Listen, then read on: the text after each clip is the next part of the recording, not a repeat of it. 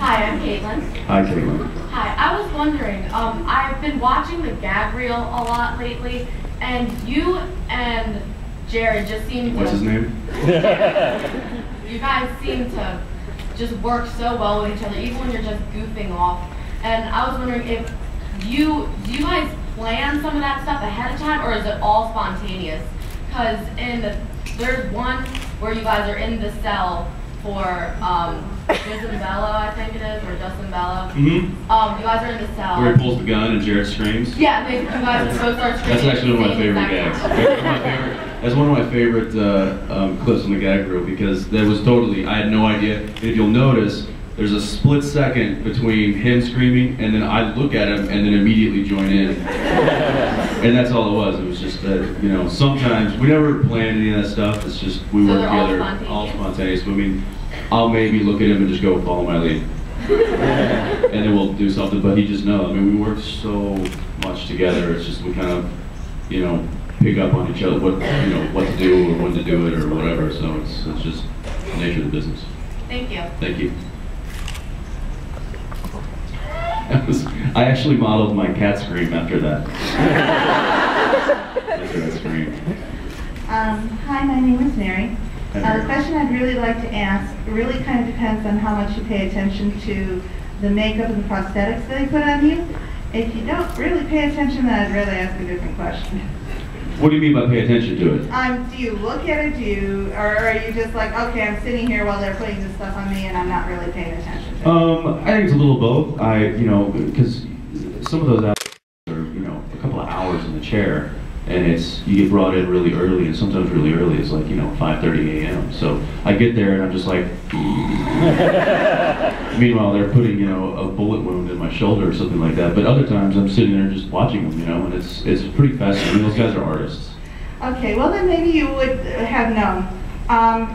In the last scene of No Rest for the Wicked, obviously you're in hell, and I have heard that was very painful, but they have an application of a hook through your side. But when you see it on the screen, and even when you see the shots, the publicity shots of you against the green screen, it looks like a face. So my question is, did it look like a face to you? Or was that just, I think I was just like looking at clouds, it's like, hey, there's an elephant. Okay, it was just, yeah, there were wrinkles in the application and stuff.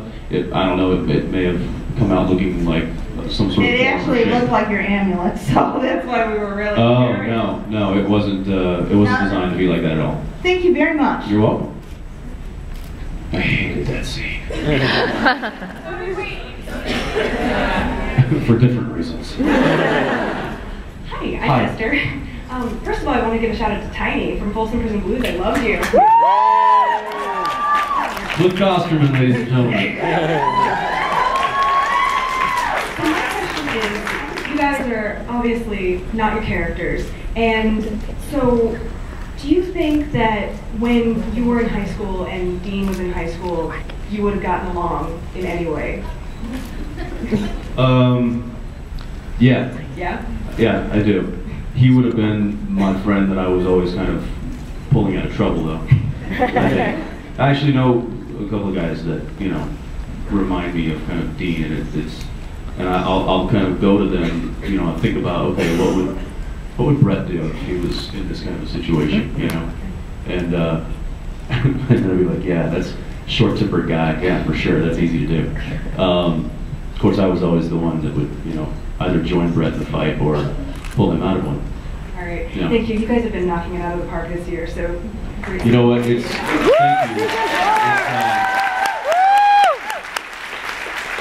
This year has by far been my favorite. And I think it's the writers. Eric was like, man, I'm going to go full tilt this season. He told me from the beginning, and I'm like, all right, man, let's see it. And he has brought it for sure. All right. Thank you. Thank you. Hi, I'm Kristen. Hi, Kristen. My friend's too shy to actually ask you this question. So she wants to know, out of all the motel rooms that Sam and Dean have stayed in, which one stands out the most to you? What was that? Magic fingers. Well, we've had it a couple times in a couple of different. Do you like it? The funny thing is some big sweaty grip underneath the bed going.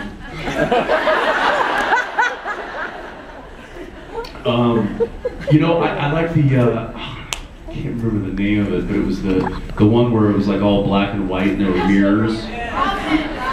It was Providence, yeah, because Taylor Cole was guest starring, and we had a big scene in there. But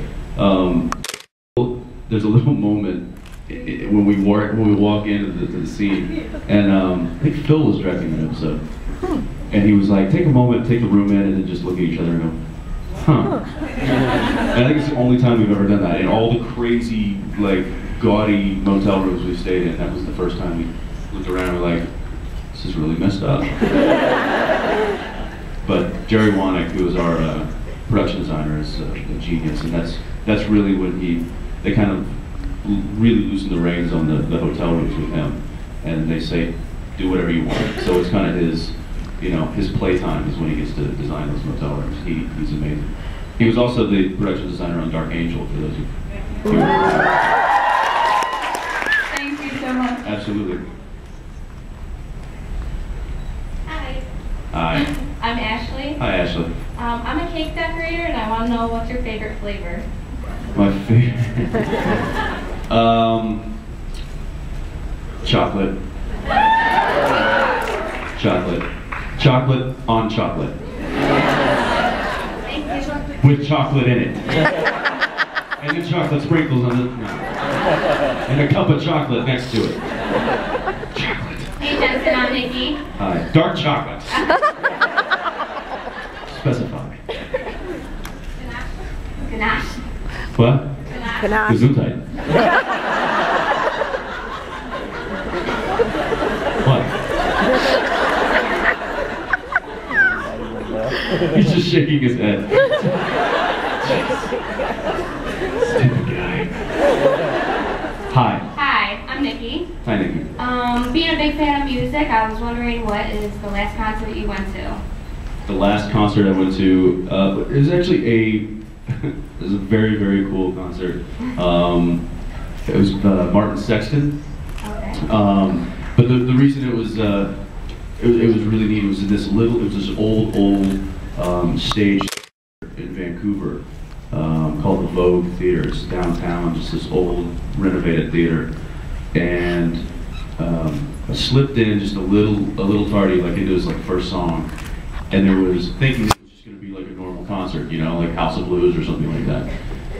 Everybody was seated in their seats, like watching a movie, and there was like, you could hear a pin drop, and he was on stage by himself with guitar, and I felt so bad. I was like, oh, it's like walking into the movie late, and like, excuse me, pardon, excuse me, I'm so sorry, excuse me. Down in front! Yeah, I know.